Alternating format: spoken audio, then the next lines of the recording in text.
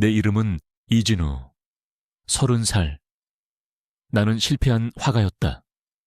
꿈을 쫓아 서울로 상경했지만 현실의 벽은 너무나 높았다. 내 그림은 어느 갤러리에서도 인정받지 못했고 나는 결국 생계를 위해 막노동을 전전하며 하루하루를 연명해야 했다.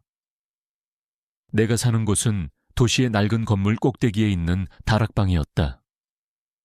좁고 허름한 방은 늘 페인트 냄새와 곰팡이 냄새가 뒤섞여 있었고 낡은 창문 너머로는 빌딩 숲에 화려한 불빛이 반짝였다.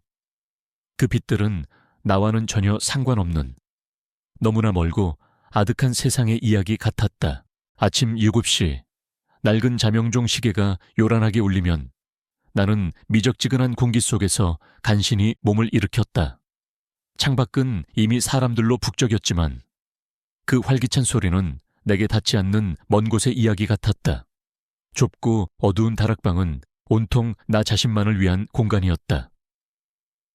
벽에 걸린 낡은 캔버스는 미완성된 그림들로 가득했고 붓들은 물감 자국이 채 마르지도 않은 채 널브러져 있었다. 나의 꿈의 흔적들이었다. 아침 식사는 늘 똑같았다. 찬물에 대충 헹궈 먹는 시리얼이나 어제 먹다 남은 식은 밥에 김치 한 조각. 탁자에 앉아 창밖을 내다보면 아래층에서 풍겨오는 된장찌개 냄새나 누군가 웃는 소리가 희미하게 들려왔다. 그럴 때마다 나는 왠지 모를 씁쓸함을 느꼈다. 젓가락이 그릇에 부딪히는 소리, 시계 초침이 또각거리는 소리만이 나를 둘러싼 정적을 깨뜨렸다. 그 소리들은 마치 내가 이 세상에서 유일하게 살아있는 존재라는 것을 증명이라도 하듯 나의 고독을 더욱 깊게 만들었다. 오늘은 또 뭘 해야 할까? 같은 질문은 이미 오래전에 사라졌다. 그저 어제와 같은 오늘을 살고 오늘과 같은 내일을 맞이할 뿐이었다. 나는 주로 건설 현장에서 일용직으로 일했다. 새벽 일찍 인력시장에 나가 운 좋게 일자리를 얻으면 하루 종일 벽돌을 나르거나 시멘트를 섞어야 했다. 온몸이 땀으로 범벅이 되고 손에는 굳은 살이 박히는 고된 노동이었다. 때로는 일자리를 얻지 못해 허탕을 치는 날도 부지기수였다. 그런 날이면 나는 빈손으로 집으로 돌아와 캔버스를 물끄러미 바라보며 나의 초라한 현실을 한탄하곤 했다. 나의 존재는 세상에 아무런 영향을 미치지 않는 마치 없는 듯한 존재였다. 나의 꿈은 이미 오래전에 포기했다. 아니, 포기할 수밖에 없었다. 돈이 없었고 재능도 없다고 생각했다. 나는 그저 하루하루를 버텨내는 것에 의미를 둘 뿐이었다. 하지만 나에게도 세상에 대한 작은 희망의 끈은 있었다. 어느 비 오는 날이었다. 막노동을 마치고 집으로 돌아가던 길. 낡은 쓰레기장 옆을 지나는데 작은 울음소리가 들려왔다. 나는 발걸음을 멈추고 소리가 나는 쪽으로 고개를 돌렸다. 빗물에 흠뻑 젖은 쓰레기 더미 속에서 작은 강아지 한 마리가 웅크리고 있었다. 녀석의 털은 온통 진흙과 오물로 뒤덮여 있었고 작은 몸은 추위에 덜덜 떨고 있었다. 녀석의 눈빛은 너무나 간절하고 불안해 보였다. 나는 잠시 망설였다.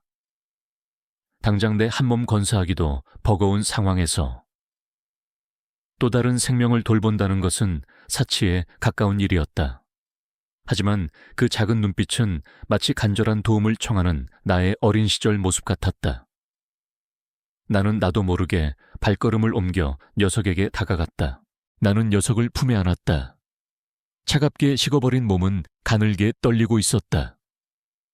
나는 녀석을 안고 무작정 집으로 향했다. 좁고 허름한 다락방에 도착해서 녀석을 씻기고 따뜻한 수건으로 닦아주었다. 녀석의 털은 뽀얀 흰색이었다. 나는 녀석에게 따뜻한 물을 주고 내가 먹으려 남겨두었던 마지막 식은 빵 한 조각을 뜯어 녀석에게 내밀었다. 녀석은 허겁지겁 빵을 먹어치웠다. 녀석이 빵을 다 먹자 나는 녀석을 내 품에 안고 밤새도록 쓰다듬어 주었다. 녀석의 천이 나의 차가운 몸에 온기를 불어넣어 주었다. 나는 녀석에게 복실이라는 이름을 지어주었다. 복을 가져다 줄 복실이. 복실이는 나의 유일한 가족이자 내가 이 세상에서 외롭지 않다는 것을 증명해주는 존재가 되었다. 복실이의 등장은 나의 잿빛 삶에 한 줄기 빛이 되었다. 나의 삶은 이렇게 고요하고 때로는 쓸쓸했으며 복실이와의 교감만이 나를 지탱해주는 유일한 위안이었다. 나는 복실이와 함께라면 어떤 어려움도 이겨낼 수 있을 것이라고 믿었다. 복실이는 나의 그림자처럼 늘 내 곁을 지켰고 내가 힘들 때마다 나를 위로해주는 유일한 존재였다. 나는 복실이에게 받은 사랑을 그림으로 표현하려 애썼다. 나의 캔버스에는 복실이의 행복한 모습이 가득 채워졌다. 나의 붓질은 복실이의 존재로 인해 더욱 따뜻하고 풍성해졌다. 나는 복실이를 데려온 날, 녀석의 목에 채워져 있던 낡은 금속 목걸이를 발견했다. 목걸이는 평범해 보였지만 한쪽 면에 작은 글씨로 알 수 없는 기호와 함께 2077이라는 숫자가 새겨져 있었다. 나는 녀석이 유기견이기에 주인이 남긴 표식이라고 생각했다. 나는 그 목걸이를 그대로 채워주었다. 녀석에게는 이전 주인의 흔적이었지만 나에게는 복실이와 나를 이어주는 연결고리였다. 나는 그 목걸이가 평범한 유기견의 목걸이라고 생각했지만 사실 그 안에는 복실이의 숨겨진 비밀이 담겨 있었다. 그리고 그 비밀은 훗날 나의 삶을 송두리째 뒤바꿀 거대한 폭풍의 씨앗이 될 줄은 그때 나는 알지 못했다. 복실이는 보통 강아지가 아니었다. 녀석은 나의 말을 놀라울 정도로 잘 알아들었다. 내가 복실아, 물 좀 가져다 줄래? 라고 말하면 녀석은 신기하게도 물그릇을 물고 내게 가져왔다.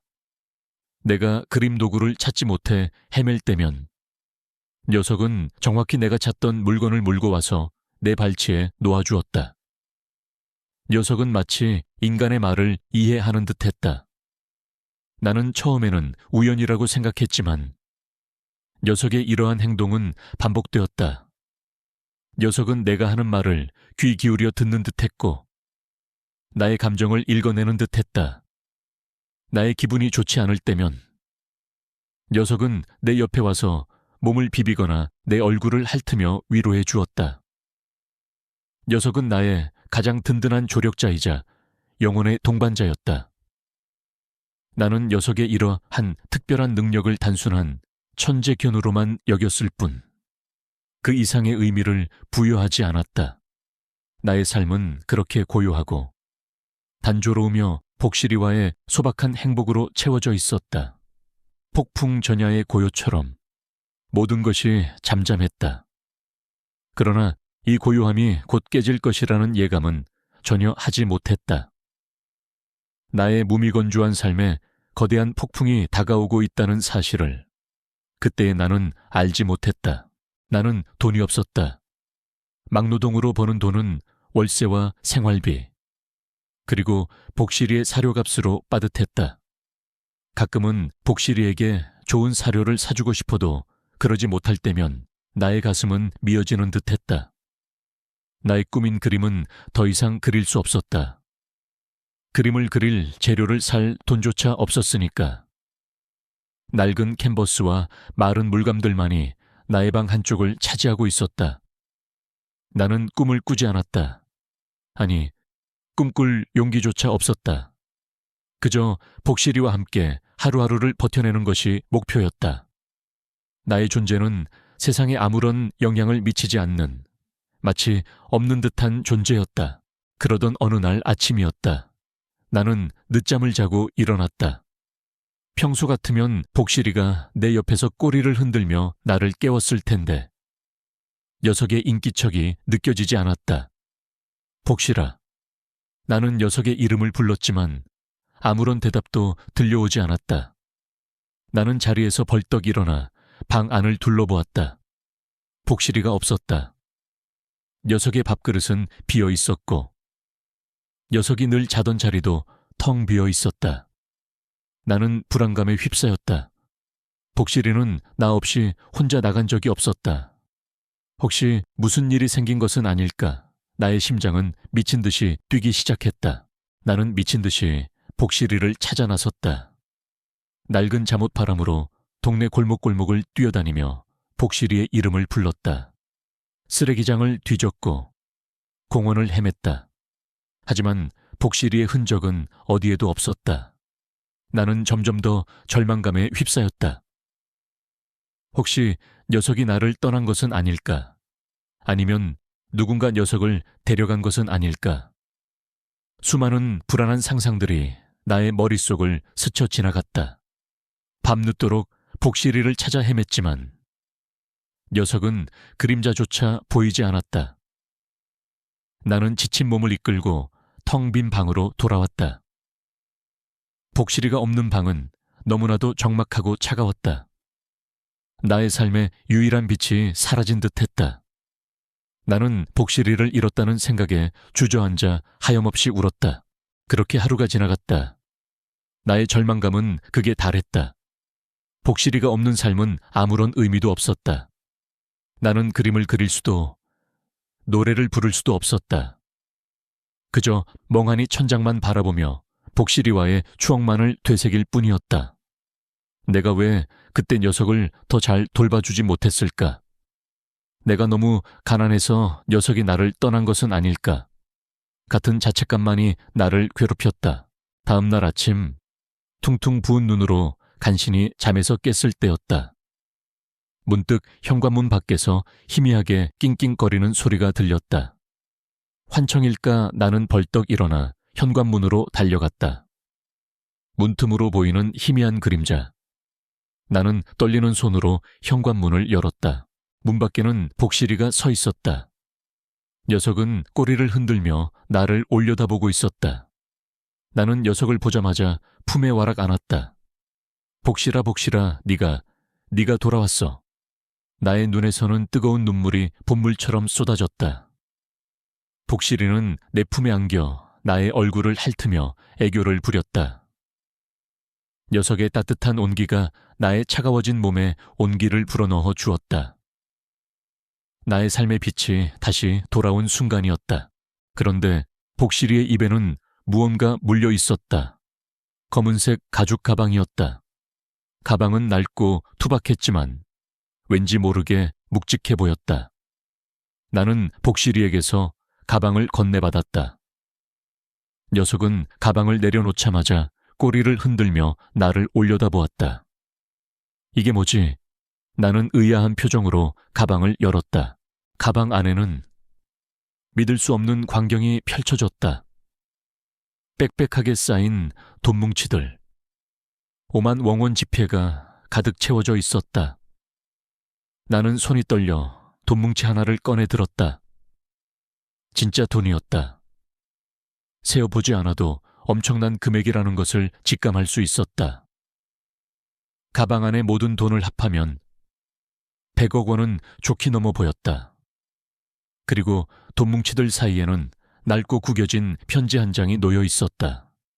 편지에는 발신자 주소도 수신자 이름도 적혀 있지 않았다. 나는 떨리는 손으로 편지를 펼쳤다.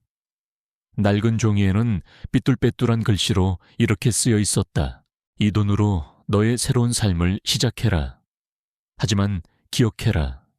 모든 돈에는 그에 상응하는 대가가 따른다. 네가 이 돈을 받은 순간 너의 삶은 더 이상 이전과 같을 수 없다. 너는 이제 위험한 선택을 해야 할 것이다.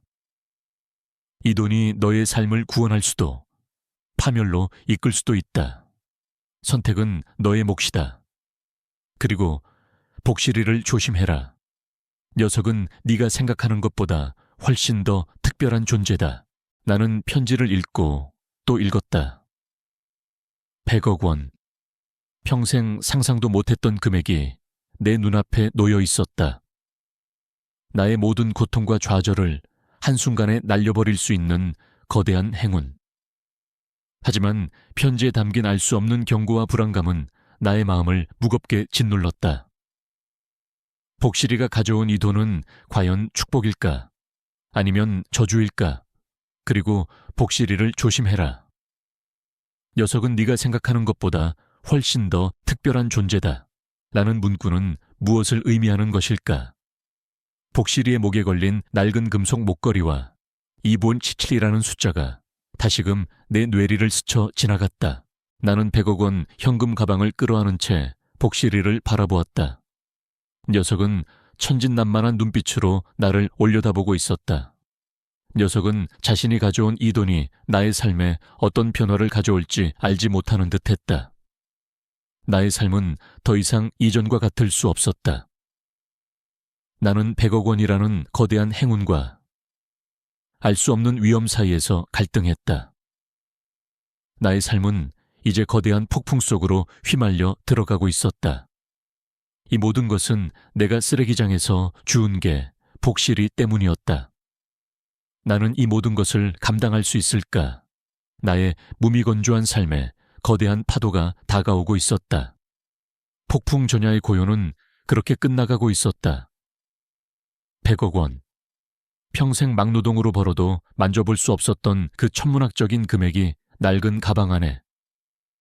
그것도 내가 쓰레기장에서 주워온 복실이의 입에 물린 채 내 앞에 나타났을 때 나의 세상은 뒤집혔다. 돈벼락은 내 삶의 모든 것을 바꿀 수 있는 기회처럼 보였다. 하지만 동시에 편지에 적힌 모든 돈에는 그에 상응하는 대가가 따른다는 경고와 복실이를 조심해라. 녀석은 네가 생각하는 것보다 훨씬 더 특별한 존재다. 라는 문구는 나의 심장을 무겁게 짓눌렀다. 나는 거대한 행운과 알 수 없는 위험 사이에서 길을 잃었다.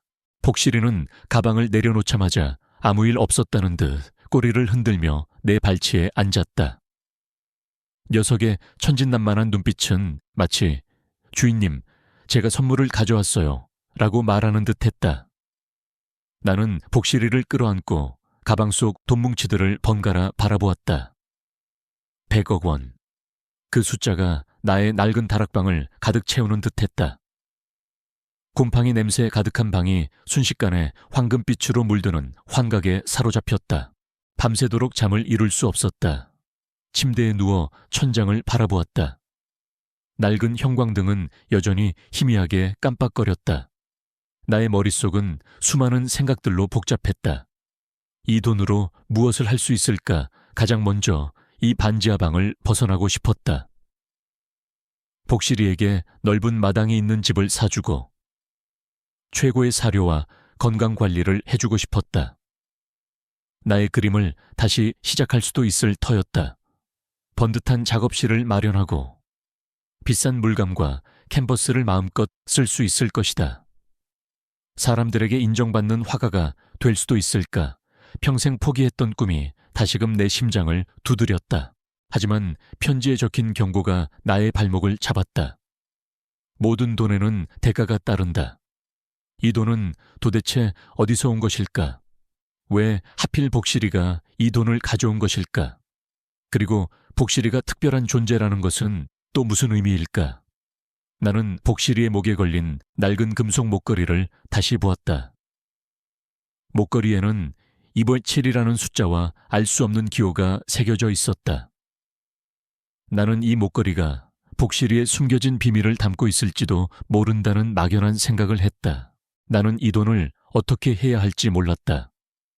경찰에 신고해야 할까 하지만 그렇게 한다면 나는 이 돈을 영원히 잃게 될 것이고 다시 막노동을 전전하는 비참한 삶으로 돌아가야 할 것이다. 게다가 이 돈이 어떤 사건과 관련되어 있다면 나는 위험에 빠질 수도 있었다. 나는 평생을 소시민으로 살아왔기에 이런 거대한 돈과 관련된 일은 감당할 자신이 없었다. 다음 날 아침 나는 퉁퉁 부은 눈으로 기타를 들고 공원으로 향했다. 복실이는 평소처럼 내 옆에서 꼬리를 흔들며 나를 따라왔다. 공원 벤치에 앉아 기타를 쳤지만 내 마음은 복잡했다. 선율은 끊기고 가사는 엉망이었다. 복실이는 나의 불안한 마음을 아는지 내 옆에 바싹 붙어 앉아 낑낑거렸다. 바로 그때 낯선 남자가 나에게 다가왔다. 그는 정장 차림에 날카로운 눈빛을 가진 남자였다.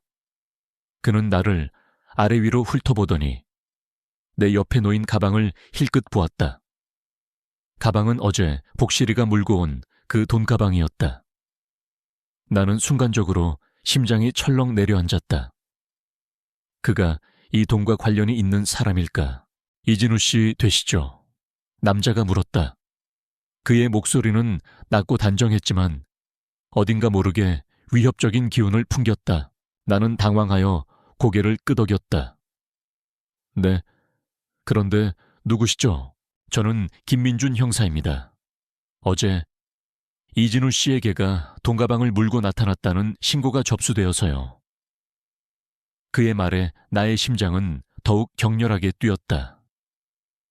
경찰이라니 나는 모든 것이 끝났다고 생각했다. 김민준 형사는 나의 옆에 앉아 가방 속 돈뭉치를 유심히 살펴보았다. 그의 눈빛은 날카로웠지만 동시에 깊은 생각에 잠긴 듯했다. 그는 복실이를 한참 동안 바라보더니 말했다. 이 개가 이 가방을 어디서 가져왔는지 설명해 줄 수 있습니까? 나는 순간적으로 거짓말을 꾸며냈다. 그게 어제 복실이가 산책 나갔다가 갑자기 이 가방을 물고 왔습니다.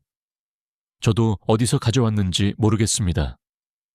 나의 목소리는 떨렸고 눈빛은 불안하게 흔들렸다. 거짓말이 들통날까봐 두려웠다. 그런데 바로 그때였다. 내 옆에 앉아있던 복실이가 갑자기 으르렁거리기 시작했다. 녀석은 나의 다리를 긁고 나의 손에 물린 가방을 향해 코를 킁킁거렸다. 복실이의 행동은 마치 나의 거짓말을 비난하는 듯했다. 김민준 형사는 복실이의 행동을 유심히 살폈다. 그의 표정에는 알 수 없는 의문이 떠올랐다. 이게 뭔가 아는 것 같군요. 김민준 형사가 복실이를 바라보며 말했다. 이진우 씨, 거짓말은 좋지 않습니다. 이 돈은 단순한 돈이 아닙니다. 최근 발생한 대규모 강도 사건과 관련이 있는 돈입니다. 당신이 숨기는 것이 있다면 솔직하게 말하는 것이 좋을 겁니다. 나는 꼼짝없이 거짓말이 들통났다는 생각에 온몸이 얼어붙었다. 복실이가 나의 거짓말을 알아차리고 나를 비난했다는 사실에 놀라웠다. 녀석은 정말로 특별한 존재였다. 녀석은 나의 말을 이해하고 나의 감정을 읽어낼 뿐만 아니라 진실을 아는 듯 행동했다. 김민준 형사의 날카로운 시선이 나를 꿰뚫었다. 나는 더 이상 거짓말을 할 수 없었다. 나는 그에게 나의 모든 사정을 털어놓았다. 내가 쓰레기장에서 복실이를 주워온 이야기, 복실이가 100억 원 현금 가방을 물고 돌아온 이야기, 그리고 편지에 적힌 알 수 없는 경고와 복실이에 대한 문구까지. 나는 떨리는 목소리로 나의 모든 것을 고백했다. 김민준 형사는 나의 이야기를 듣는 내내 진지한 표정이었다. 그는 중간중간 나의 이야기에 의문을 제기하거나 내가 제시한 증거들을 꼼꼼하게 살폈다. 특히 복실이의 목에 걸린 금속 목걸이에 관심을 보였다. 그는 목걸이에 새겨진 EB의7이라는 숫자와 기호를 유심히 들여다보았다. 이 목걸이 어디서 본 것 같군요. 김민준 형사가 중얼거렸다. 그는 자신의 수첩을 꺼내 무언가를 적었다. 이진우 씨, 당신의 이야기는 믿기 어렵지만 이 개와 편지, 그리고 목걸이에 대한 단서들이 흥미롭군요. 우리는 이 사건을 단순한 도난 사건으로 보고 있지 않습니다. 뭔가 더 큰 배후가 있는 것 같습니다. 나는 그의 말에 희미한 희망을 느꼈다. 그가 나의 이야기를 믿어주는 것 같았다.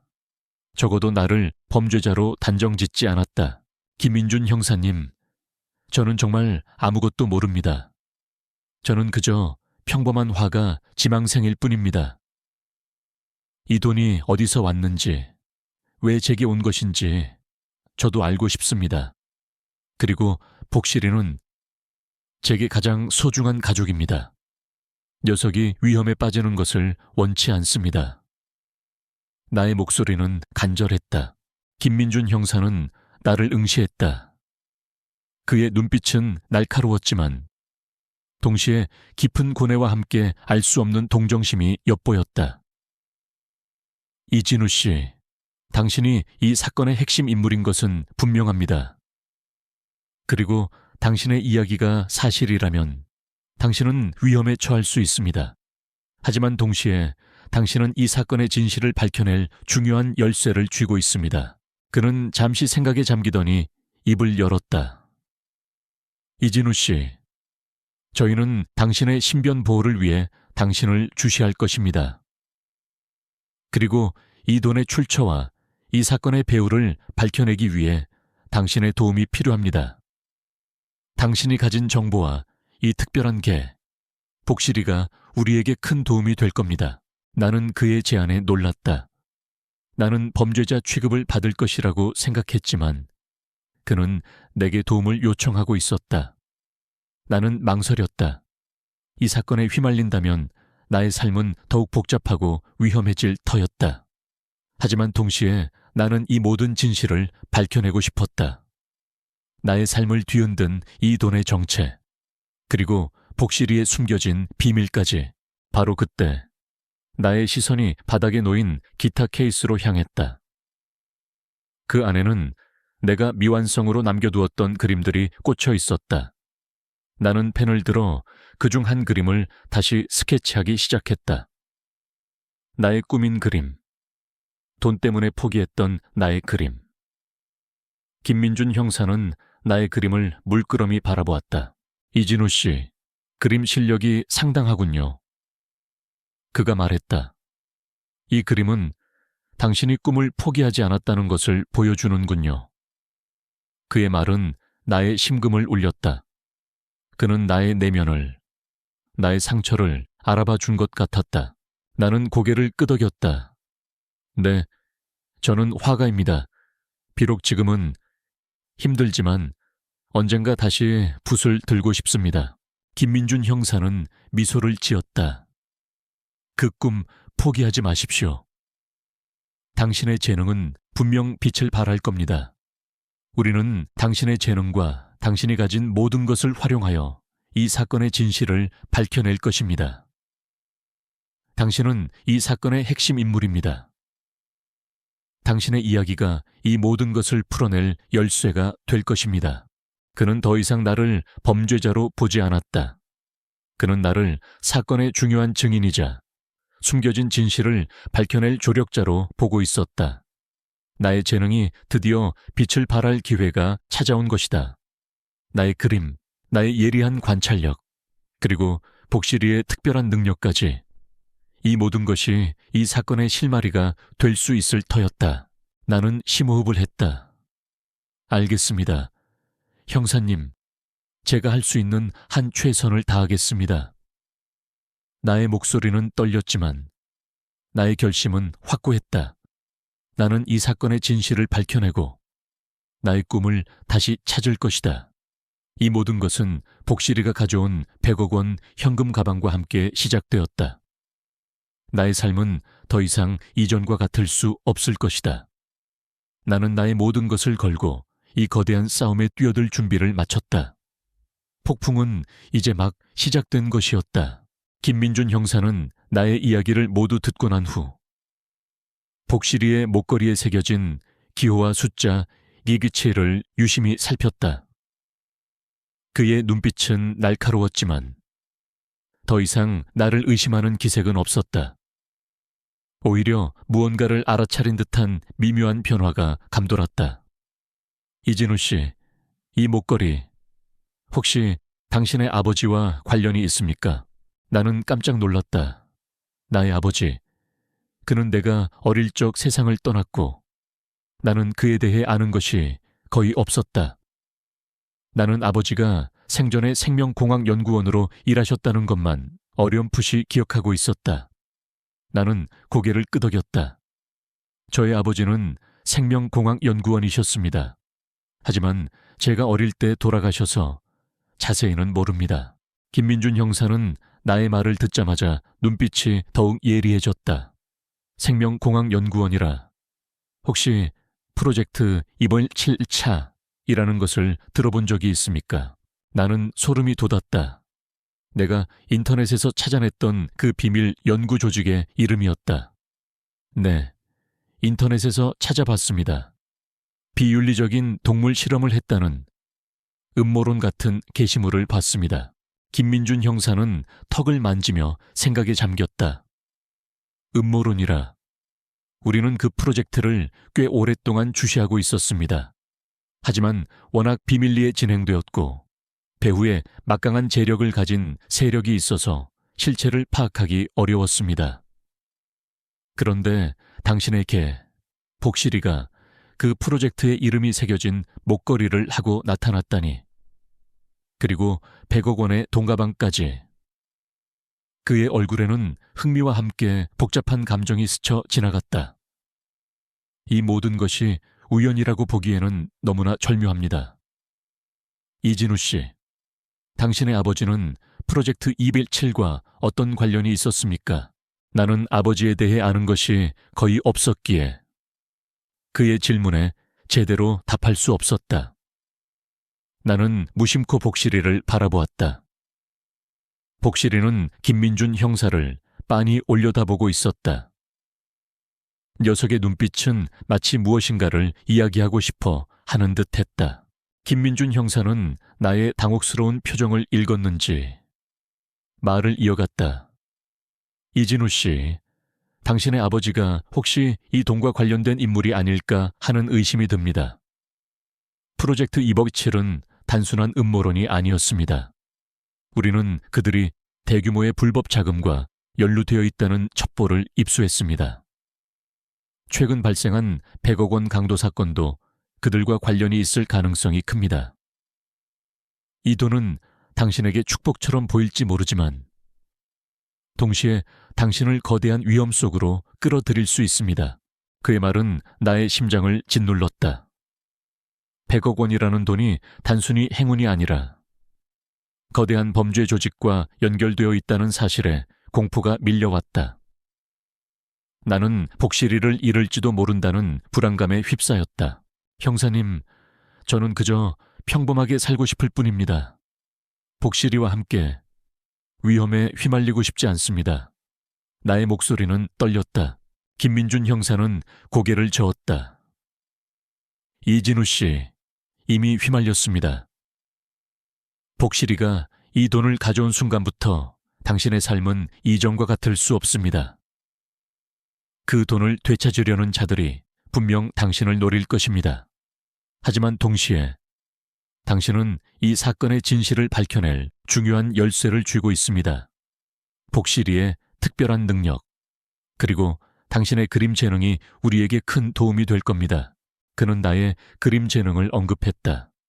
나의 삶의 유일한 빛이었지만 현실의 벽 앞에서 포기했던 나의 꿈. 나는 그에게 어떻게 나의 그림 재능이 이 사건에 도움이 될 수 있는지 물었다. 이진우 씨의 그림은 단순히 대상을 묘사하는 것이 아닙니다. 당신은 그림을 통해 무의식의 세계를 표현하는 능력이 있는 것 같습니다. 어쩌면 당신의 그림이 이 사건에 숨겨진 단서를 담고 있을지도 모릅니다. 그리고 복실이의 특별한 능력. 우리는 이 모든 것을 활용하여 이 사건의 진실을 밝혀낼 것입니다. 김민준 형사는 내게 제안했다. 이진우 씨, 우리를 도와주십시오.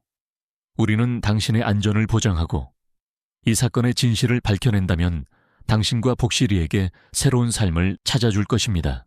나는 깊이 고민했다. 이 제안을 받아들인다면 나의 삶은 더욱 위험하고 복잡해질 터였다. 하지만 동시에 나는 이 모든 진실을 밝혀내고 싶었다. 나의 삶을 뒤흔든 이 돈의 정체, 복실이의 숨겨진 비밀, 그리고 나의 아버지의 죽음까지. 나의 아버지가 프로젝트 257과 관련이 있다면 나의 아버지의 죽음 또한 단순한 사고가 아닐 수도 있었다.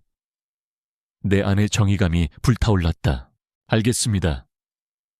형사님, 제가 할 수 있는 한 최선을 다하겠습니다. 나의 목소리는 떨렸지만 나의 결심은 확고했다. 나는 복실이와 나의 삶을 지키기 위해, 그리고 진실을 밝히기 위해 이 위험한 게임에 뛰어들기로 결심했다. 그날부터 나의 삶은 180도 바뀌었다. 나는 김민준 형사와 함께 이 사건의 진실을 파헤치기 시작했다. 그는 내게 사건과 관련된 모든 자료들을 공유해 주었다. 최근 발생한 100억 원 강도 사건의 수사 기록, 프로젝트 207에 대한 과거 첩보 자료, 그리고 관련 인물들의 정보까지. 나는 그 방대한 자료들을 검토하며 밤낮을 지새웠다. 복실이는 늘 내 옆에 앉아 나의 작업을 지켜보았다. 녀석의 따뜻한 온기는 나의 불안한 마음을 진정시켜 주었고, 녀석의 존재는 내가 혼자가 아니라는 위안을 주었다. 나는 나의 그림 재능을 활용하여 사건의 단서들을 그림으로 표현하기 시작했다. 범행 현장의 모습, 용의자들의 특징, 그리고 돈가방이 숨겨져 있던 장소까지. 나의 그림은 마치 사진처럼 생생하게 사건의 중요한 순간들을 재현했다. 김민준 형사는 나의 그림의 놀라움을 금치 못했다. 나의 그림은 수사팀에게 새로운 시각과 단서들을 제공해 주었다. 특히 복실이의 역할은 놀라웠다. 녀석은 나의 말을 이해하고 내가 그리는 그림의 의미를 파악하는 듯 했다.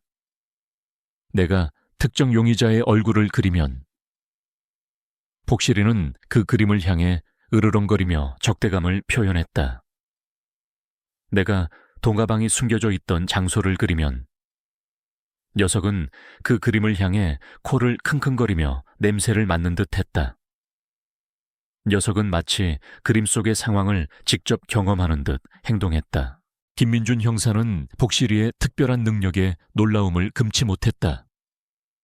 복실이는 단순한 개가 아닙니다. 녀석은 이 사건의 모든 것을 알고 있는 것 같습니다. 어쩌면 당신의 아버지가 복실이를 통해 우리에게 메시지를 남긴 것은 아닐까요? 그의 말은 나의 심장을 울렸다. 아버지가 돌아가시기 전 복실이를 통해 내게 어떤 메시지를 남기려 했던 것일까? 복실이의 목걸이에 새겨진 227이라는 숫자는 무엇을 의미하는 것일까? 그리고 특별한 존재라는 편지의 문구는 우리는 복실이의 목걸이에 새겨진 기호와 숫자 227을 단서로 프로젝트 297에 대한 조사를 더욱 심화했다. 김민준 형사는 자신의 정보망을 총동원하여 과거 프로젝트 207과 관련된 모든 인물들을 추적했다. 그리고 놀라운 사실을 밝혀냈다. 프로젝트 207은 희귀 질병 치료를 명목으로 유전자 변형 동물 실험을 진행했으며 그 과정에서 수많은 동물들이 희생되었다는 사실이었다. 그리고 이 프로젝트의 핵심 인물 중 한 명이 바로 나의 아버지였다는 것도, 나의 아버지가 비윤리적인 동물 실험에 참여했다는 사실에 나는 충격과 혼란에 휩싸였다. 내가 기억하는 아버지는 늘 따뜻하고 자상한 분이셨다. 그런데 어떻게 그런 비윤리적인 실험에 가담할 수 있었을까? 김민준 형사는 아버지의 연구 기록과 동료들의 증언을 통해 아버지의 진짜 모습을 알게 되었다.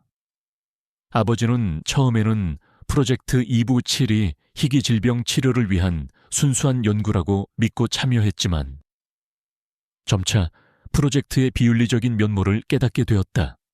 그는 동료 과학자들에게 이의를 제기했지만 그들은 아버지의 말을 무시했다. 결국 아버지는 프로젝트를 중단하려 했지만 이미 너무 늦었다. 프로젝트 207의 배후에는 막강한 권력과 재력을 가진 이강철, 즉 100억 원 강도 사건의 주범이자 잔인한 폭력 조직의 두목이 있었다. 그는 프로젝트 207을 통해 불법적인 돈을 세탁하고 위험한 실험을 통해 자신의 이익을 취하고 있었다. 아버지는 프로젝트 257의 비윤리적인 진실과 이강철의 범죄를 고발하려 했지만 이강철은 아버지의 계획을 눈치채고 그를 제거하려 했다. 아버지는 이강철에게 쫓기던 중 마지막 희망으로 복실이를 택했다. 복실이는 프로젝트 227에서 가장 성공적으로 특정 물건을 찾아내는 능력이 강화된 실험견이었다. 아버지는 100억 원 현금 가방과 함께 이강철의 모든 범죄 증거를 복실이에게 맡겼고 복실이가 언젠가 나에게 이 돈과 함께 진실을 가져다 주기를 바랐던 것이다. 그리고 아버지는 도주 중 불의의 사고로 돌아가셨던 것이다. 나는 아버지의 숨겨진 희생과 복실이의 숨겨진 능력에 눈물을 흘렸다. 아버지는 나를 위해 그리고 진실을 위해 마지막 순간까지 싸우셨던 것이다. 그리고 복실이는 아버지의 마지막 메시지를 내게 전달하기 위해 목숨을 걸고 돌아온 것이다. 복실이의 목걸이에 새겨진 277은 단순히 프로젝트의 코드네임이 아니라 아버지의 희생과 복실이의 존재를 증명하는 상징이었다. 나는 분노에 몸을 떨었다. 이강철, 그는 나의 아버지를 죽이고 수많은 동물들을 희생시켰으며 100억 원의 돈을 강탈한 악마였다. 나는 그를 이대로 둘 수 없었다. 나는 김민준 형사에게 이강철의 모든 범죄를 세상에 알리고 그를 반드시 법의 심판대에 세우겠다고 맹세했다. 나의 그림 재능과 복실이의 특별한 능력, 그리고 아버지의 마지막 희생까지. 이 모든 것이 이강철을 무너뜨릴 가장 강력한 무기가 될 터였다. 김민준 형사는 나의 결심을 지지해 주었다. 이진우 씨, 우리는 이강철을 잡을 수 있습니다. 당신과 복실이가 우리에게 가장 강력한 무기입니다. 하지만 이강철은 잔인하고 비열한 인물입니다. 그는 당신의 약점을 알고 당신을 공격할 것입니다. 조심해야 합니다. 나는 고개를 끄덕였다. 더 이상 두렵지 않았다. 나의 어깨에 놓인 짐은 무거웠지만 나는 그것을 기꺼이 짊어질 준비가 되어 있었다. 나는 나의 그림으로, 나의 목소리로 세상의 진실을 알리고 아버지의 명예를 되찾을 것이다. 나의 첫 대결은 이제 막 시작된 것이었다. 나는 나의 모든 것을 걸고 이 싸움에 임할 것이다. 나의 유일한 조력자는 복실이, 그리고 진실을 향한 나의 집념이었다. 김민준 형사와 함께 이강철의 실체를 파헤칠수록 나의 분노와 복수심은 더욱 커져갔다. 아버지가 단순한 사고로 돌아가신 것이 아니라 이강철이라는 악마의 손에 살해당했다는 사실은 나를 잠 못 들게 했다. 나는 아버지의 억울한 죽음을 밝히고 복실이의 숨겨진 비밀을 세상에 드러내는 것이 나의 사명임을 깨달았다. 김민준 형사는 나의 가장 든든한 조력자가 되어주었고 복실이는 나의 유일한 동반자이자 희망이었다. 우리는 이강철이 100억 원을 강탈한 사건과 프로젝트 257을 통해 저지른 비윤리적인 실험, 그리고 나의 아버지 살해 혐의까지 모든 범죄를 연결시키는 데 주력했다. 김민준 형사는 경찰 내부 정보망을 이용해 이강철의 모든 과거 행적을 추적했다. 그는 과거에도 여러 차례 불법적인 사업에 손을 댔으며 자신의 이익을 위해 폭력을 서슴지 않는 잔인한 인물이라는 것을 알게 되었다. 그의 범죄는 조직적이었고 그의 손아귀에 놀아나는 정치인과 기업인들도 상당수 존재했다. 나의 역할은 그림을 통해 사건에 숨겨진 단서들을 찾아내는 것이었다. 나는 김민준 형사가 가져온 사건 현장 사진과 증언들을 바탕으로 그림을 그렸다. 범행 현장의 미세한 흔적, 용의자들의 표정과 몸짓, 그리고 내가 꿈에서 보았던 단서들까지. 나의 붓질은 마치 퍼즐 조각을 맞추듯이 사건의 전모를 조금씩 드러냈다. 김민준 형사는 나의 그림의 놀라움을 금치 못했다. 이진우 씨, 당신의 그림은 단순한 예술 작품이 아닙니다. 이것은 범죄 현장을 재구성하는 가장 완벽한 도구입니다. 당신은 범죄자의 심리까지 꿰뚫어 보는군요. 그의 칭찬은 나의 숨겨진 재능에 대한 확신을 심어주었다. 복실이의 역할 또한 놀라웠다. 녀석은 나의 그림을 이해하고 내가 그리는 단서에 반응했다. 내가 100억 원이 숨겨진 다른 장소를 그림으로 묘사하자 복실이는 그 그림을 핥거나 발로 긁으며 격렬하게 반응했다. 녀석은 내가 꿈에서 보았던 미로 같은 공간을 정확히 알아차리는 듯했다. 복실이는 프로젝트 이버치를 통해 특정 물건을 찾아내는 능력이 극대화된 존재였고 100억 원 현금 가방은 녀석에게 각인된 표적이었다. 우리는 나의 그림과 복실이의 능력을 활용하여 이강철이 숨겨둔 돈의 흔적을 추적했다. 김민준 형사는 복실이의 목걸이에 숨겨져 있던 GPS 칩을 발견했다. 아버지께서 복실이를 통해 자신에게 어떤 일이 생길 경우 복실이가 나를 찾아오도록 그리고 내가 진실을 밝혀낼 수 있도록 마지막 안전장치를 심어두셨던 것이다. 그 GPS 칩은 복실이의 움직임을 실시간으로 추적하고 있었고 우리는 그 데이터를 통해 복실이가 100억 원 현금 가방을 가져온 경로와 이강철의 봉오지로 추정되는 장소를 특정할 수 있었다. 이강철은 우리가 자신을 추적하고 있다는 사실을 눈치챘다. 그는 경찰과 언론을 통해 나의 그림을 미친 자의 망상으로 매도하고 나를 정신 이상자이자 돈을 노리는 사기꾼으로 몰아붙였다. 그는 나의 과거, 즉 내가 가난한 화가 지망생이었다는 사실을 들먹이며 내가 돈 때문에 거짓말을 하고 있다고 주장했다. 그의 비열한 언론 플레이는 나의 명예를 심각하게 훼손했고 나는 대중의 오해와 비난에 시달려야 했다. 나는 이 모든 비난 속에서도 흔들리지 않았다. 나의 곁에는 나를 믿어주는 김민준 형사가 있었고 나의 가장 소중한 복실이가 있었다.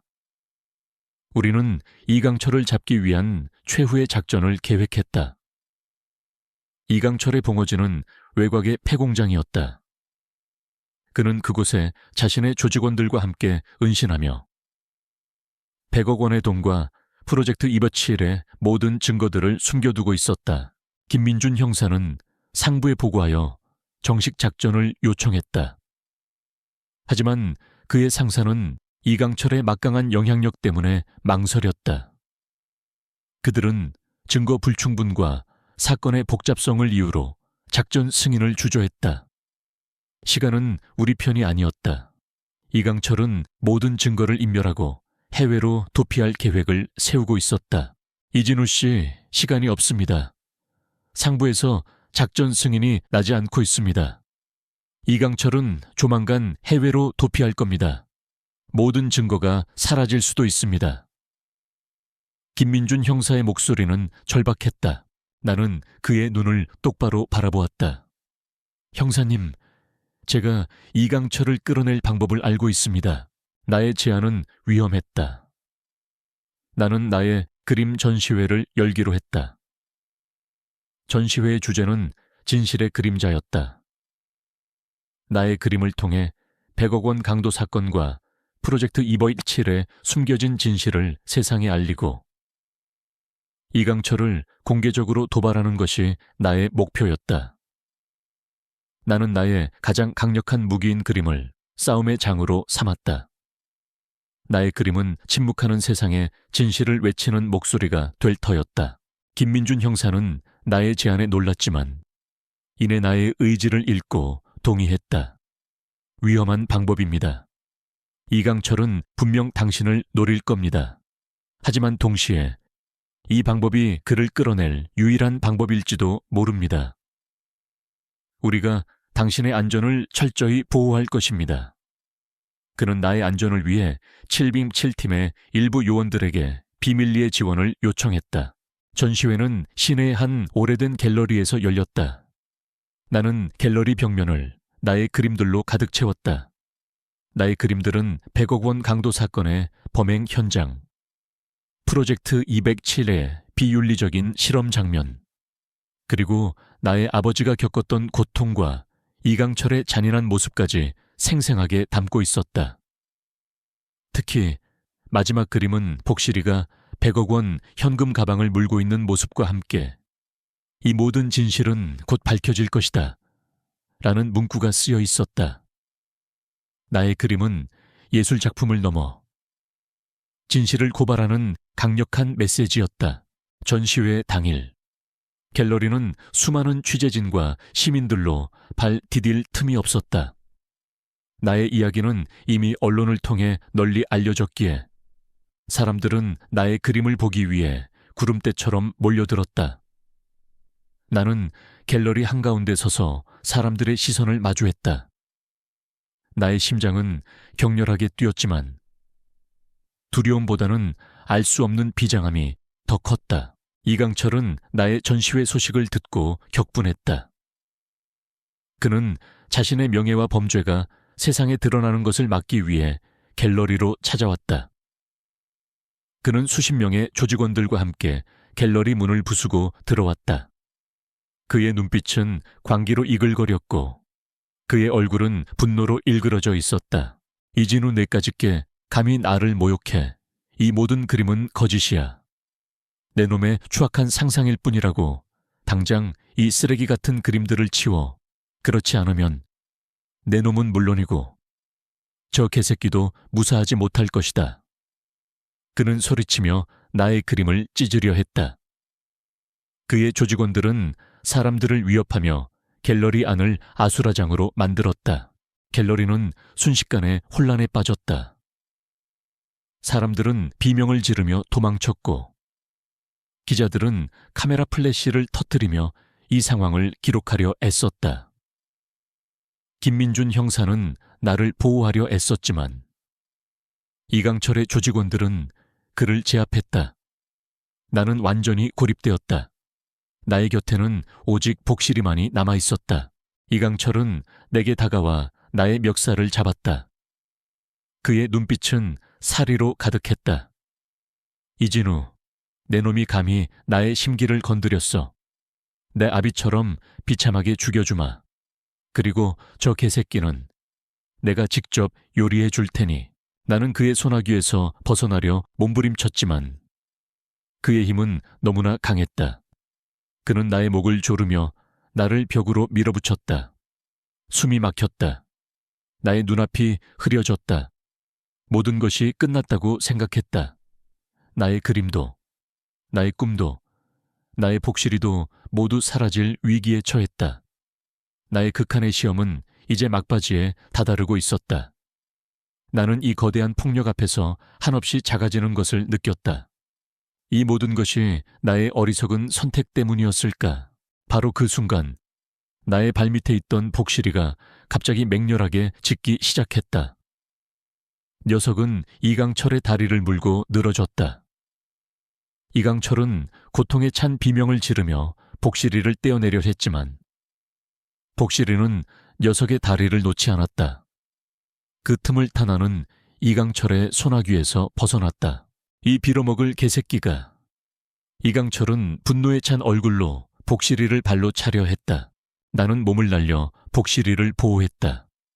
그리고 나의 옆에 놓여있던 그림 도구를 집어들었다. 나의 붓과 물감은 더 이상 그림을 그리는 도구가 아니었다. 그것은 나의 무기가 되었다. 나는 물감으로 이강철의 눈을 향해 뿌렸다. 그는 고통에 찬 비명을 지르며 눈을 감았다. 나는 이 틈을 놓치지 않았다. 나는 이강철에게 달려들어 그의 팔을 꺾고 그를 바닥에 내리꽂았다. 훈련으로 다져진 나의 몸은 민첩하게 움직였다. 이강철은 충격에 몸을 떨며 바닥에 쓰러졌다. 그의 조직원들은 나의 갑작스러운 방역에 당황하여 주춤했다. 바로 그때 갤러리 밖에서 사이렌 소리가 울려 퍼졌다. 김민준 형사가 나의 계획에 따라 경찰의 지원을 요청한 것이다. 경찰 특공대가 갤러리 안으로 들이닥치자 이강철의 조직원들은 모두 투항했다. 이강철은 얼굴에 물감 자국이 선명한 채 경찰에게 체포되었다. 그는 나를 노려보았지만 더 이상 아무 말도 하지 못했다. 그의 눈빛은 패배와 절망으로 가득했다. 나는 숨을 몰아쉬며 복실이를 끌어안았다. 복실이는 나의 품에 안겨 낑낑거렸다. 녀석의 눈빛은 내가 해냈다는 것을 아는 듯 자랑스러움으로 빛났다. 나의 승리는 단순히 개인적인 승리가 아니었다. 그것은 진실의 승리이자 생명의 존엄성을 지켜낸 승리였다. 나의 그림은 거짓을 파헤치고 나의 목소리는 정의를 외쳤다. 그리고 복실이는 나의 든든한 동반자로서 이 모든 것을 가능하게 했다. 나는 이 극한의 시험 속에서 나의 진정한 가치를 깨달았다. 나는 더 이상 한없이 작아지지 않았다. 나는 당당한 이진우였다. 갤러리 안은 아수라장이었다. 이강철의 조직원들이 들이닥치고 사람들의 비명과 혼비백산하는 모습이 뒤섞였다. 나의 그림들이 찢겨나갈 위기에 처했고 김민준 형사는 조직원들에게 제압당했다. 나는 이강철에게 목을 졸린 채 벽으로 밀쳐졌다. 숨이 막혔다. 나의 눈앞이 흐려지고 모든 것이 끝났다고 생각하는 순간 나의 곁에는 오직 복실이만이 남아있었다. 이강철의 살기 어린 눈빛은 나를 꿰뚫었고 그의 소나기는 나의 목을 더욱 강하게 죄어왔다. 그의 입에서는 끔찍한 협박이 튀어나왔다. 내 놈이 감히 나의 심기를 건드렸어. 네 아비처럼 비참하게 죽여주마. 그리고 저 개새끼는 내가 직접 요리해 줄 테니.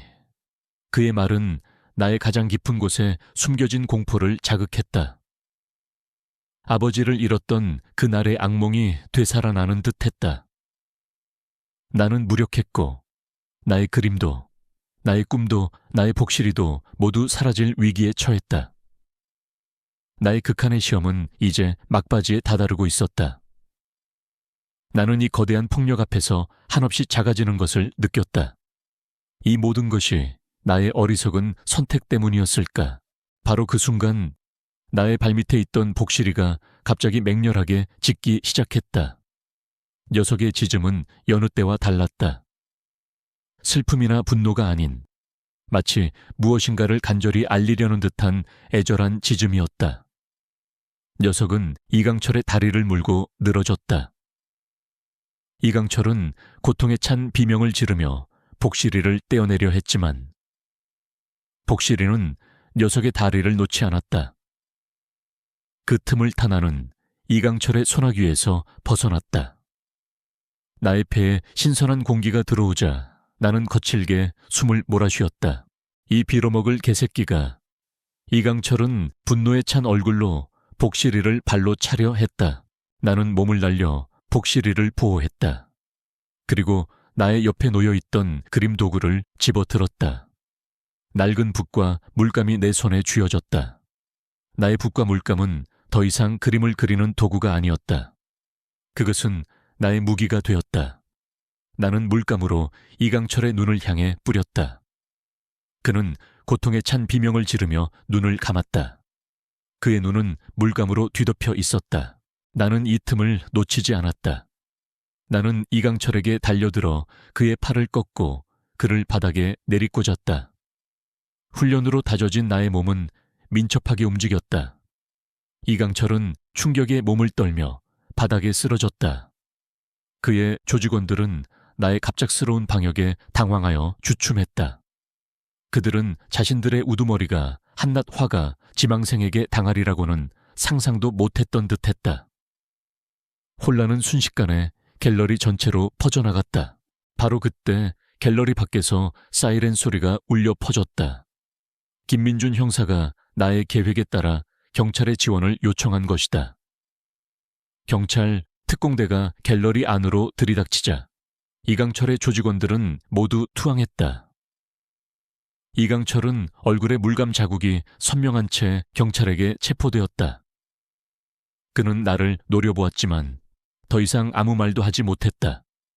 그의 눈빛은 패배와 절망으로 가득했다. 그의 제국은 그렇게 무너져 내렸다. 나는 숨을 몰아쉬며 복실이를 끌어안았다. 복실이는 나의 품에 안겨 낑낑거렸다.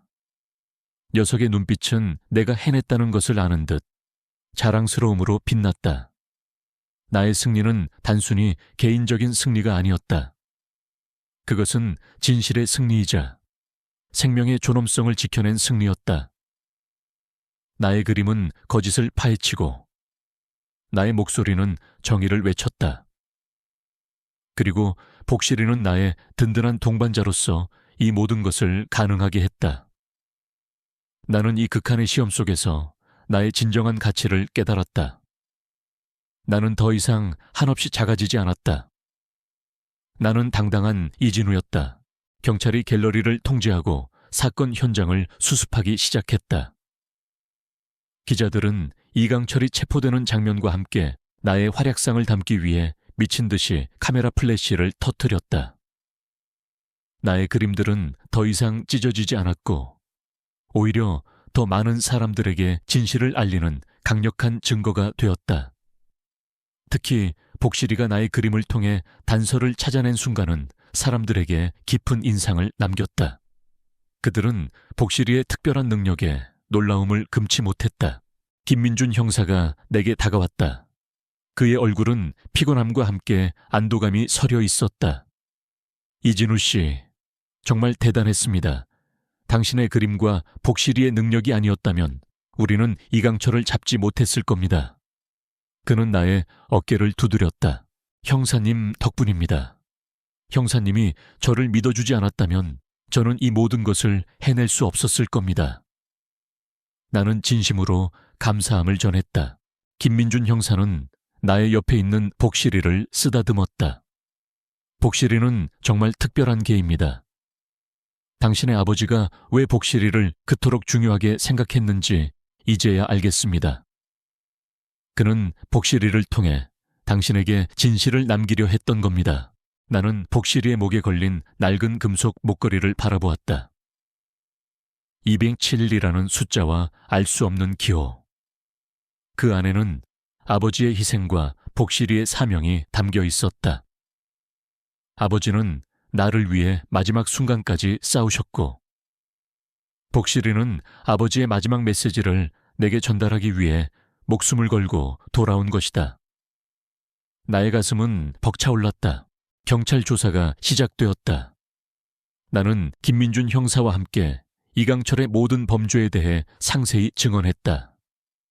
나의 그림들은 강력한 증거 자료가 되었고 복실이의 특별한 능력은 사람들에게 큰 충격을 주었다.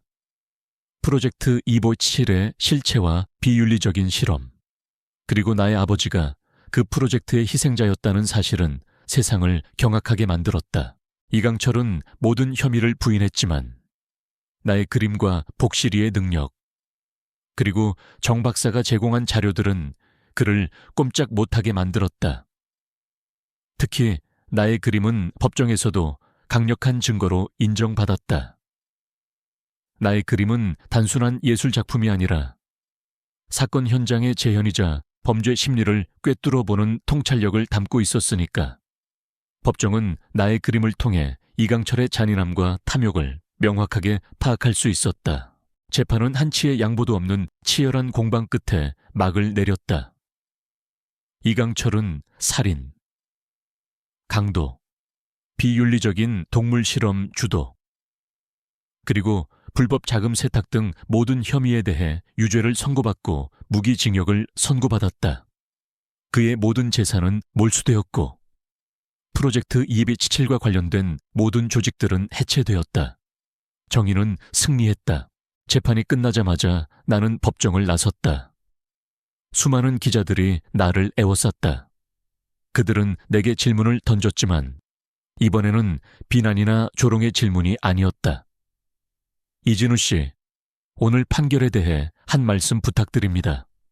앞으로 그림 활동은 계속하실 건가요? 복실이와 함께 어떤 삶을 살고 싶으신가요? 나는 김민준 형사와 함께 채올랐다. 창밖으로 보이는 도시의 풍경은 어제와 같았지만 나의 눈에는 모든 것이 다르게 보였다. 회색빛 도시가 이제는 빛나는 희망으로 가득 찬 곳으로 변한 듯했다. 나의 삶은 폭풍우를 뚫고 지나온 배처럼 이제 막 평화로운 항구에 도착한 듯했다. 나는 나의 곁에 앉아있는 복실이를 끌어안았다. 녀석의 따뜻한 천은 나의 차가운 마음을 녹여주었다. 김민준 형사는 미소를 지으며 말했다. 이진우 씨, 이제 당신은 새로운 삶을 시작할 수 있습니다. 100억 원의 돈은 당신의 것입니다. 그리고 당신의 꾸민 그림도 다시 시작할 수 있습니다. 복실이와 함께 행복하게 사십시오. 나는 고개를 끄덕였다. 100억 원이라는 돈은 나에게 엄청난 변화를 가져다 주었다. 하지만 그보다 더 큰 가치를 지닌 것은 내가 되찾은 나의 정체성과 나의 꿈, 그리고 복실이와의 변함없는 유대감이었다. 나는 더 이상 실패한 화가가 아니었다. 나는 진실을 밝혀내고 정의를 구현한 이진우였다. 나는 이강철의 손에 죽은 아버지의 명예를 회복했다. 그리고 프로젝트 2517에서 희생된 수많은 동물들의 억울함도 풀어주었다. 나의 그림은 이제 세상에 진실을 알리는 강력한 목소리가 되었고, 나의 삶은 새로운 의미를 찾았다. 100억 원이라는 돈은 시작에 불과했다. 나는 이제 이 돈을 통해 내가 이루지 못했던 꿈을 펼치고 사회에 선한 영향력을 미치는 사람이 될 것이다. 나의 새로운 평화는 그렇게 찾아왔다. 이강철이 체포되고 그의 모든 범죄가 세상에 드러나자 갤러리는 더 이상 혼란의 장소가 아닌 진실이 밝혀진 성역처럼 느껴졌다. 경찰과 취재진은 밤늦도록 현장을 수습하고 정보를 수집했다. 나의 그림들은 찢겨지거나 손상되지 않았고 오히려 더 많은 사람들에게 이강철의 추악한 민낯과 프로젝트 277의 비윤리적인 실체를 알리는 증거물로 언론의 집중적인 조명을 받았다. 나는 김민준 형사의 보호 아래 병원으로 이송되어 어깨 상처를 치료받았다. 나의 몸은 만신창이가 되었지만 나의 마음은 그 어느 때보다도 평온하고 후련했다. 병원 침대에 누워 뉴스를 보았다. 모든 방송사의 헤드라인은 이강철의 체포와 프로젝트 217의 진실, 그리고 나의 활약상으로 가득했다. 잔인한 폭력 조직 두목 이강철, 화가 지망생과 특별한 계에 의해 체포, 100억 원 강도 사건의 배후, 비윤리적 동물 실험까지 자행, 숨겨진 진실을 밝힌 영웅견 복실이와 화가의 진우. 나는 더 이상 실패한 화가나 불운한 청년이 아니었다. 세상은 나를 진실을 밝힌 용기 있는 화가로, 그리고 복실이를 세상을 바꾼 영웅견으로 기억하기 시작했다. 사람들은 이강철의 위선과 탐욕에 분노했고, 나의 용기 있는 행동과 복실이의 활약에 찬사를 보냈다. 며칠 후 병실로 김민준 형사가 찾아왔다. 그의 얼굴에는 피곤함과 함께 진심 어린 안도감이 서려 있었다. 이진우 씨, 정말 고생 많으셨습니다. 당신의 용기와 복실이가 아니었다면 우리는 이강철을 잡지 못했을 겁니다. 그는 나의 손을 잡고 진심으로 고마움을 표현했다. 솔직히 처음에는 당신의 이야기를 믿기 힘들었습니다. 하지만 당신의 그림과 복실이의 눈빛은 거짓말을 하지 않았습니다. 태어나서 이렇게 놀라운 경험은 처음입니다. 나는 고개를 저었다. 형사님 덕분입니다. 형사님이 저를 믿어주지 않았다면 저는 이 모든 것을 해낼 수 없었을 겁니다. 복실이는 침대 옆에 앉아 꼬리를 흔들며 김민준 형사의 손에 얼굴을 비볐다. 녀석도 김민준 형사를 신뢰하는 듯했다. 이강철의 모든 범죄는 철저히 조사되었다. 그는 나의 아버지를 살해한 혐의, 100억 원 강도 사건 주도, 프로젝트 277을 통한 비윤리적인 유전자 변형 동물 실험 자행, 그리고 수많은 불법 자금 세탁 및 조직 폭력 혐의로 기소되었다. 그의 범죄는 너무나 명확했고 그의 뒤를 봐주던 정치인들과 기업인들도 줄줄이 체포되어 법의 심판을 받게 되었다. 그의 거대한 제국은 한순간에 무너져 내렸다. 나는 병원에서 퇴원하자마자 아버지의 묘를 찾았다. 김민준 형사와 복실이가 나와 동행했다. 아버지가 잠든 곳은 한적한 상이슬개 작은 묘지였다. 나는 묘비 앞에 국화꽃을 놓았다. 아버지, 제가 왔어요. 이제 모든 진실이 밝혀졌어요. 이강철은 잡혔고 당신의 명예도 되찾았습니다. 그리고 복실이도 무사해요. 나의 목소리는 흐느낌에 섞여 떨렸지만 그 속에는 진정한 안도감과 후련함이 담겨 있었다. 복실이는 묘비 옆에 앉아 조용히 낑낑거렸다. 녀석도 아버지의 마지막 안식처를 지키는 듯했다. 나는 아버지의 유산을 정리했다. 아버지는 유언을 통해 나의 존재를 명확히 밝히고 자신의 모든 재산을 내게 남기셨다. 100억 원이 넘는 막대한 금액이었다. 그 돈은 나의 모든 경제적인 어려움을 해결해 줄 수 있는 금액이었지만 나는 그 돈을 나의 개인적인 부를 축적하는 데 사용하고 싶지 않았다. 나는 아버지의 뜻을 이어받아 나와 같은 아픔을 가진 이들을 돕고 비윤리적인 과학 실험으로 희생된 동물들을 기리는 의미 있는 일에 사용하기로 결심했다. 나는 가장 먼저 아버지의 이름으로 이태식 재단을 설립하기로 했다. 나의 아버지 이름은 이태식이었다. 재단은 비윤리적인 과학 연구를 감시하고 고발하며 생명의 존엄성을 보호하는 데 중점을 둘 것이다. 특히 프로젝트 207처럼 돈과 권력에 눈이 멀어 생명을 경시하는 행위를 막기 위한 법적, 사회적 활동을 지원할 것이다. 또한 어려운 환경에서도 과학 연구에 대한 열정을 가진 젊은 인재들을 발굴하고 지원하여 그들이 올바른 윤리의식을 가지고 인류에 공헌할 수 있도록 도울 것이다. 그리고 나는 또 하나의 꿈을 실현하기로 했다. 바로 복실이 희망센터들을 설립하는 것이다. 복실이는 내게 돈가방을 가져다 주었지만 그보다 훨씬 더 큰 희망과 진실을 가져다 준 존재였다. 나는 복실이와 같은 특별한 능력을 가진 동물들을 보호하고 치료하며 학대받은 동물들에게 새로운 삶을 찾아주는 데 힘쓰고 싶었다. 또한 복실이의 사례를 통해 동물들의 지능과 감수성에 대한 인식을 개선하고 인간과 동물이 공존하는 사회를 만들기 위한 캠페인을 펼칠 것이다. 김민준 형사는 나의 계획을 듣고 진심으로 지지해 주었다. 이진우 씨, 당신의 계획에 전적으로 동의합니다. 이태식 선배님도 분명 자랑스러워 하실 겁니다. 경찰청에서도 재단과 센터 설립에 적극적으로 협력하겠습니다. 그는 나의 재단 설립을 돕기 위해 법률 자문과 행정 지원을 아끼지 않았다. 그는 이제 나의 가장 든든한 조력자이자 영원한 친구가 되었다. 이태식 재단과 복실이 희망센터의 설립은 순조롭게 진행되었다. 나의 이야기가 언론에 널리 알려진 후 많은 기업과 개인들이 나의 뜻에 공감하며 후원금을 보내왔다. 대중은 나를 정의를 위해 싸운 화가로, 복실이를 기적을 가져온 영웅견으로 부르며 우리의 활동을 지지했다. 나는 그들의 관심과 지지가 큰 책임감으로 다가왔지만 동시에 내게 더 큰 용기를 주었다. 매일 아침 나는 작업실에서 그림을 그리며 하루를 시작했다.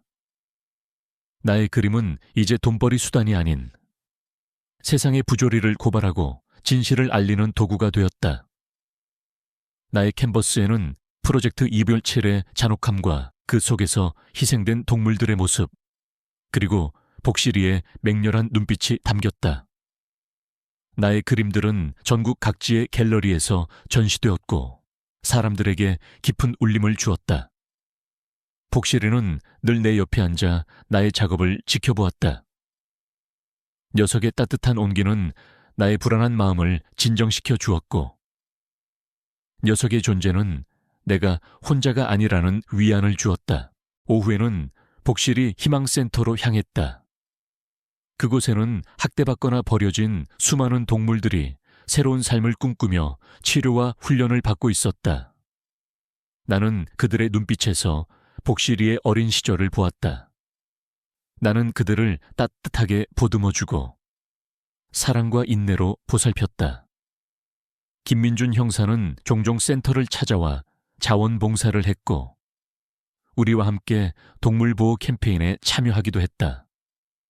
우리는 이 세상의 선한 영향력을 펼치기 위해 끊임없이 노력했다. 어느 날 저녁, 복실이 희망센터의 넓은 운동장에서 복실이와 함께 뛰놀고 있었다. 복실이는 이제 어엿한 성견이 되어 건강하고 활기 넘쳤다. 나는 녀석의 목에 걸린 낡은 금속 목걸이를 다시 보았다. 목걸이에는 257이라는 숫자와 알 수 없는 기호가 여전히 선명하게 새겨져 있었다. 나는 녀석의 머리를 쓰다듬었다. 복실아, 고마워. 내 덕분에 아빠의 진실도 알게 되고 내 삶도 찾게 되었어. 내 옆에서 땀을 흘리며 복실이와 함께 뛰어놀던 김민준 형사가 내게 다가왔다. 이진우 씨, 오늘 H그룹의 모든 재산이 몰수되었습니다. 이강철의 잔당들도 모두 잡혔고요. 프로젝트 2복칠 관련자들도 법의 심판을 받게 될 겁니다. 이제 정말 모든 것이 끝났습니다. 그의 목소리에는 후련함과 함께 깊은 만족감이 담겨 있었다. 나는 고개를 끄덕였다. 나의 삶을 뒤흔들었던 거대한 폭풍이 마침내 지나갔다. 나는 아버지를 잃었지만 그의 유산을 통해 새로운 삶을 얻었다. 물질적인 100억 원의 유산뿐만 아니라 진실과 정의, 그리고 사랑이라는 값진 유산까지 아버지의 용기와 희생, 그리고 나를 향한 변함없는 사랑은 내 삶의 가장 큰 자산이 되었다. 나는 복실이를 끌어안고 밤하늘을 올려다보았다. 수많은 별들이 반짝였다. 그 별들 중 가장 밝게 빛나는 별 하나가 아버지의 모습처럼 느껴졌다. 아버지, 이제 편히 잠드세요. 제가 당신의 빈자리를 채우고 당신의 꿈을 이어가겠습니다. 나의 새로운 평화는 그렇게 찾아왔다. 나는 더 이상 한없이 작아지지 않는 당당하고 새로운 이진우의 삶을 살고 있었다. 이 모든 것은 내가 쓰레기장에서 주운 게 복실이가 가져온 100억 원 현금 가방과 함께 시작되었다. 나의 두 번째 삶은 그렇게 찬란하게 빛나고 있었다. 수년의 시간이 흘렀다. 나의 삶은 복실이가 가져온 100억 원의 현금 가방과 함께 시작된 거대한 폭풍우 속에서 완전히 재편되었다. 더 이상 낡은 다락방에 숨어 지내던 실패한 화가 이진우가 아니었다. 나는 이태식 재단 가학과 복실이 희망센터 그란실의 이사장으로서 숨가쁜 나날을 보내고 있었다. 아침 일찍 일어나 재단 업무를 살피고 희망센터에서 복실이와 함께 학대받은 동물들을 돌보며 때로는 나의 그림으로 세상의 진실을 알리고 우리의 비전을 전파했다. 처음에는 낯설고 두려웠던 모든 사회적 활동들이 이제는 나의 일상이 되었고 그 과정에서 나는 스스로를 성장시키고 한계를 뛰어넘었다. 나의 변화는 외적인 모습뿐만이 아니었다. 아버지를 잃은 슬픔과 이강철의 비윤리적인 행위로 인한 상처는 여전히 내 마음속 깊이 자리하고 있었지만 더 이상 나를 짓누르지 않았다. 오히려 그것들은 내가 더 큰 목표를 향해 나아가게 하는 원동력이 되었다. 김민준 형사는 나의 곁에서 든든한 조언자이자 파트너가 되어주었다. 그는 경찰로서의 임무를 계속 수행하면서도 재단과 센터 운영을 도왔고 내가 대외 활동을 할 때마다 묵묵히 나를 지원했다. 그의 냉철한 판단력과 뛰어난 수사 능력은 재단의 투명하고 효율적인 운영에 큰 기여를 했다. 우리는 업무적인 관계를 넘어 서로에게 없어서는 안 될 소중한 동반자가 되었다. 그는 나의 아픔을 이해하고 공감해주는 유일한 친구였다. 그리고 복실이는 여전히 나의 가장 소중한 가족이었다. 녀석은 이제 어엿한 성견이 되어 건강하고 활기 넘쳤지만 여전히 나의 그림자처럼 나의 곁을 지켰다. 나는 퇴근 후 피곤한 몸을 이끌고 집에 돌아오면 복실이가 꼬리를 흔들며 나를 방였다. 녀석의 따뜻한 온기와 변함없는 충성심은 내게 가장 큰 위로와 행복을 주었다. 희망센터의 새로운 어린 강아지들은 복실이를 롤모델로 삼았고 녀석은 여전히 센터의 마스코트이자 모든 동물들의 영웅으로 존경받았다. 이태식 재단은 눈부신 성장을 거듭했다. 우리는 비윤리적인 과학 연구를 감시하고 고발하는 데 앞장섰다. 프로젝트 EB7과 같은 비극이 다시는 반복되지 않도록 법적, 사회적 감시 활동을 강화했다. 또한 우리는 어려운 환경에서도 과학 연구에 대한 열정을 가진 젊은 인재들을 발굴하고 지원했다. 그들이 올바른 윤리의식을 가지고 인류에 공헌할 수 있도록 장학금, 연구비 지원, 그리고 멘토링 프로그램을 운영했다. 나의 아버지가 남기신 연구 기록들을 바탕으로 우리는 윤리적인 생명공학 연구의 중요성을 강조하고 과학기술이 인간과 자연의 공존을 위해 사용되어야 함을 끊임없이 역설했다. 목실이 희망센터 또한 아시아 최고 수준의 동물보호 및 재활센터로 인정받았다. 우리는 학대받거나 버려진 동물들을 구조하고 그들에게 필요한 의료치료와 재활훈련을 제공했다. 복실이의 사례는 수많은 사람들에게 동물들의 지능과 감수성에 대한 인식을 개선하는 계기가 되었다. 센터는 동물 입양 캠페인과 동물권 보호 교육을 활발히 진행하여 인간과 동물이 조화롭게 공존하는 사회를 만들기 위해 노력했다. 센터를 통해 새로운 가정을 찾은 동물들의 행복한 모습을 볼 때마다 나는 이루 말할 수 없는 보람을 느꼈다. 특히 복실이가 아이들과 함께 뛰어놀며 희망을 전하는 모습을 볼 때면 나의 과거가 오버랩되면서 더욱 깊은 공감과 애정을 느꼈다. 어느 날 나는 재단에서 주최하는 생명의 존엄성 기념 콘서트에서 연설을 하게 되었다. 콘서트는 나의 그림과 음악, 그리고 재단의 활동을 통해 생명의 소중함을 알리는 자리였다. 전 세계의 동물보호 운동가들과 과학자들, 그리고 수많은 시민들이 참석한 대규모 행사였다. 나는 연단에 서서 나의 이야기를 시작했다. 나의 목소리는 침착했지만 그 안에 담긴 진심은 뜨거웠다. 저는 한때 세상의 가장 밑바닥에서 그림자처럼 살던 사람이었습니다. 저에게는 그림만이 유일한 삶의 의미였고 복실이가 저의 유일한 가족이었습니다. 그러나 어느 날 복실이가 물고 온 100억 원의 현금 가방은 저의 삶을 송두리째 흔들었습니다.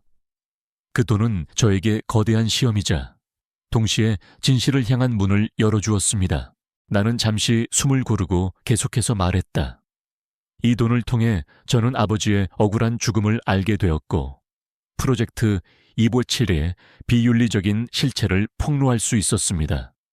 저는 이 과정에서 저 자신의 한계를 시험하고 생명의 존엄성이 돈과 권력보다 훨씬 더 소중하다는 것을 깨달았습니다. 그리고 저는 오늘 이 자리에서 저의 아버지가 남기신 진정한 유산은 돈이 아닌 생명에 대한 사랑과 존중이었음을 고백하고자 합니다. 나는 복실이를 바라보았다. 녀석은 연단 아래에서 나의 연설을 묵묵히 듣고 있었다. 복실이는 저에게 단순한 개가 아닙니다. 그는 저에게 진실을 보여준 친구이자 제가 두 번째 삶을 살아가게 해준 소중한 가족입니다. 오늘 이 자리에서 저는 복실이와 같은 모든 동물들에게 감사와 존경의 마음을 전하고 싶습니다. 그들은 우리에게 조건 없는 사랑을 주고 때로는 인간의 상식을 뛰어넘는 지혜를 보여주며 우리 사회에 숨겨진 영웅들입니다. 나의 연설은 청중들에게 깊은 울림을 주었다. 많은 사람들이 눈물을 흘렸고 우레와 같은 박수갈채가 쏟아졌다. 행사장은 따뜻한 감동과 희망으로 가득 찼다. 연설이 끝나자 수많은 사람들이 내게 다가와 악수를 청하고 나의 용기 있는 행동과 헌신의 감사 인사를 전했다. 나는 그들의 따뜻한 시선과 진심 어린 말 한마디 한마디에 큰 위로와 보람을 느꼈다. 나는 더 이상 외롭지 않았다. 나는 세상과 소통하고 있었다. 행사가 끝나고 나는 김민준 형사와 복실이와 함께 이태식 재단에서 지원하는 새로운 연구센터의 개관식에 참석했다. 이태식 윤리 생명공학 연구센터라는 이름이 새겨진 현대적인 건물 앞에는 수많은 과학자들과 학생들이 모여 있었다. 나는 센터의 상징인 대형 스크린 앞에 섰다. 스크린에는 아버지의 젊은 시절 사진과 함께 그의 생전 철학이 담긴 문구가 빛나고 있었다. 과학은 생명을 위한 도구가 되어야 하며 결코 생명 위의 군림해서는 안 된다. 나는 김민준 형사와 함께 개관을 알리는 테이프를 잘랐다. 센터 안으로 들어서자 젊은 연구자들이 흥미진진한 표정으로 최첨단 장비들을 다루고 있었다.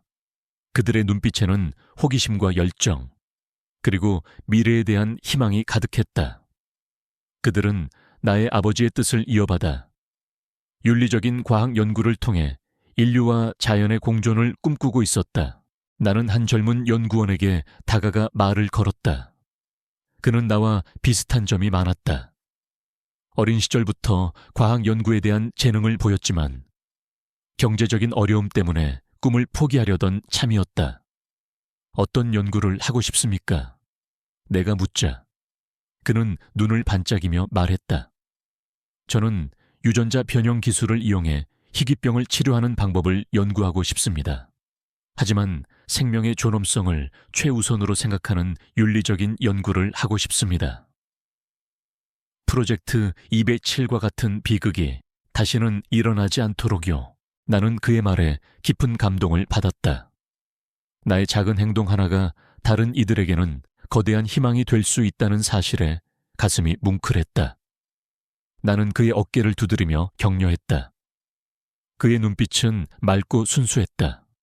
나는 그에게서 아버지의 젊은 시절 모습을 보았고 나의 노력이 결코 헛되지 않았음을 깨달았다. 센터를 둘러보던 중 나는 한 벽면에 걸린 커다란 그림을 발견했다.